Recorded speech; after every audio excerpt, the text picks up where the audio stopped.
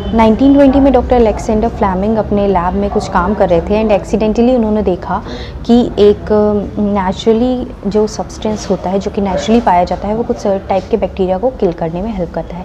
तो वहाँ से ओरिजिन हुआ है मेन एंटीबायोटिक्स का।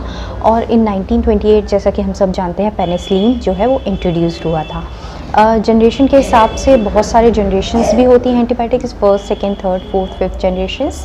एंड अगर हम मोड ऑफ एक्शन के हिसाब से करें तो ये एक बैक्टीरियोसाइडल एंटीबायोटिक्स होती हैं एंड बैक्टीरियोस्टैटिक्स एंटीबायोटिक्स होती हैं।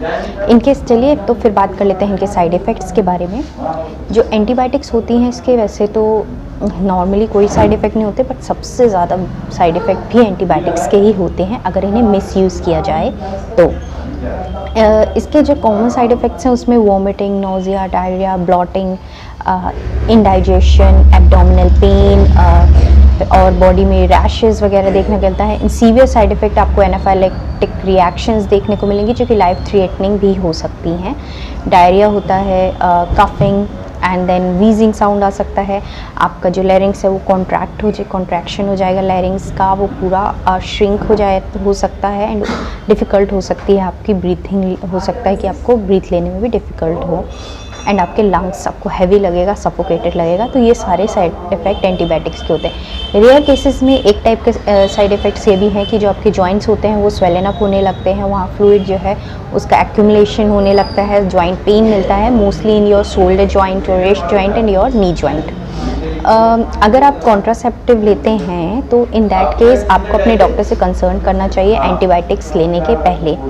देन अब बात करते हैं कि राइट वे क्या है एंटीबायोटिक्स को लेने का। तो एंटीबायोटिक्स को लेने का सबसे अच्छा वे होता है जैसे कि आपके डॉक्टर ने आपको कहा है वैसे लेना, क्योंकि हर टाइप की एंटीबायोटिक्स जो होती है, हर एक जो फॉर्मूला होता है उसका एक कोर्स होता है, ड्यूरेशन होता है एंड किस डिजीज़ में, किस टाइप के बैक्टीरिया में आपको कितनी एंटीबायोटिक देनी है ये जो है वो एक फिजिशियन ही आपको बता सकता है, आपकी कंडीशन को देखते हुए, आपकी एज को, आपके वेट को, बॉडी वेट को देखते हुए। तो जब आप डॉक्टर से कंसर्न करें उसके बाद ही एंटीबायोटिक्स लें, खुद से एंटीबायोटिक्स नहीं लें, क्योंकि जब आप खुद से एंटीबायोटिक्स लेंगे तो इसमें एक सुपर बग करके एक सुपर बग्स बनने के चांसेस होते हैं। एंड दैट सुपर बग्स क्या होता है, आपकी बॉडी में जो बैक्टीरियाज है ना वो रेजिस्टेंस हो जाएंगे उन एंटीबायोटिक्स के लिए, वो एंटीबायोटिक्स इन फ्यूचर आपको कभी भी असर नहीं करेगी, ऐसा होता है। तो इस तरीके से आप कितनी जनरेशन के लेंगे, मान लो आपने एक जनरेशन के एंटीबायोटिक्स ली, उसके लिए आपकी बॉडी में सुपर बग्स बन गए, नेक्स्ट जनरेशन नेक्स्ट कब तक जाएंगे, ऐसे तो बहुत सारी जनरेशन तो है नहीं। तो इसीलिए राइट वे होता है कि जैसे आपको कहा जाए 3 दिन के लिए कहा है, 4 डेज़, 14 डेज़, 7 डेज़, जितने भी डेज़ के लिए आपको एंटीबायोटिक्स का कोर्स कहा गया आप उतना ही लें, खुद से एंटीबायोटिक्स कभी ना लें। और अगर आप भूल जाएँ कभी कि आपने एक डोज़ नहीं लिया है तो आप नेक्स्ट डोज़ जैसे कहा गया वैसे कंटिन्यू करें। इसके अलावा एक बहुत ही कॉमन मिथ है कि जब हमें कॉमन कोल्ड होता है तो उस टाइम पे हमें एंटीबायोटिक्स लेनी चाहिए या नहीं। तो एंटीबायोटिक्स जो होती हैं वो बैक्टीरिया पे असर करती हैं। अगर आपको कॉमन कोल्ड जो है वो बैक्टीरियल इन्फेक्शन के कारण है तो हाँ आप एंटीबायोटिक्स ले सकते हैं, but most of the common cold and cough वगैरह, कफ, स्टमक एक्ट, they are because of the viruses. Antibiotics जो होती हैं they do not act on viruses, okay. तो इसके लिए आपको एंटीवायरल ड्रग लेने होते हैं। एंटीवायरल ड्रग इतनी इजीली अवेलेबल नहीं होते हैं, नहीं मिलते हैं।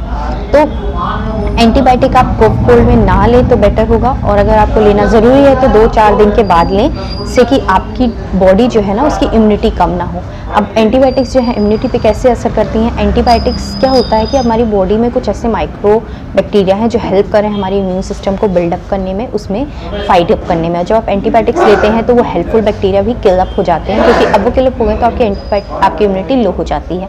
और वायरस से तो एंटीबायोटिक्स लड़ नहीं रही हैं तो आपकी इम्यूनिटी लो हो गई जो कि पहले से लड़ी थी, तो कफ कोल्ड जो होता है उसका ड्यूरेशन इंक्रीज हो जाता है। इसीलिए ध्यान दें इस बात का। और कुछ भी एंटीबायोटिक्स से रिलेटेड कोई क्वेश्चन है तो कमेंट में हमसे ज़रूर पूछें और चैनल को सब्सक्राइब कर लीजिए।